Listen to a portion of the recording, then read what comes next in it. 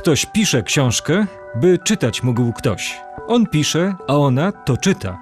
By inny on mógł czytać tamto, co napisała inna ona, ktoś musi wydać ten jej tom. I tak tom do tomu. Więc wiemy z grubsza, kto pisze i komu to się potem dobrze czyta albo się czyta źle.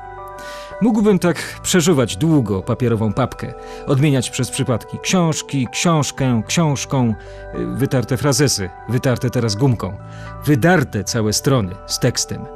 Bo pisarz nie pisze całej książki, umieszcza w niej jedynie tekst. Czytelnik też nie czyta całych książek, on czyta tylko druk. Gdyby pisarz pisał książki, dosłownie, prócz słów musiałby ją napisać od deski do deski, zaczynając od okładki, kończąc na okładce. Chyba że chciałby skończyć z okładaniem książki. Zobacz, że to możliwe. Wstąp do Literatury. Odwiedź jedyną czytelnię takich książek w kraju. Jedyną w swoim rodzaju. W Krakowie, przy Karmelickiej, numer 27. Tutaj zebrano wyjątkowe tomy.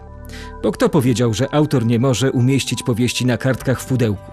Albo schować poemat jak dżina w butelce? A gdyby tak 3 tomy w jedno połączyć niepodzielne dzieło? Pytają twórcy Literatury. Kto nam zabroni zwijać lub rozwijać książki w aleje, ulice wyrazów i obrazów, domów. Dopowiedz sobie, czytelniku, dzieł Literatury, czyli literatury wyzwolonej z wszelkich konwencji wydawniczych, takich książkowych odtąd dotąd. Literat pisze także światłem. Światło oznacza białe plamy w terminologii edytorskiej. To przerwy między literami, wersami albo rozdziałami. Literat nie zna, co to przerwa. Ta pusta przestrzeń też coś znaczy. Słowo widzialne, niewidzialne, słowo ruchome, nieruchome w literaturze totalnej, w książkach na wolności.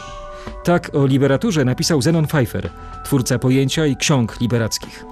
Pustka i cisza też jest do czytania. To literacki elementarz.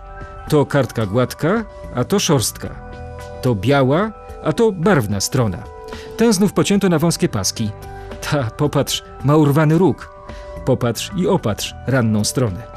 To przezroczysty zwój, a tamto kartka z otworem i kamieniem. Nie da się tego zapisać inaczej, bo zmiana formy to zmiana znaczeń.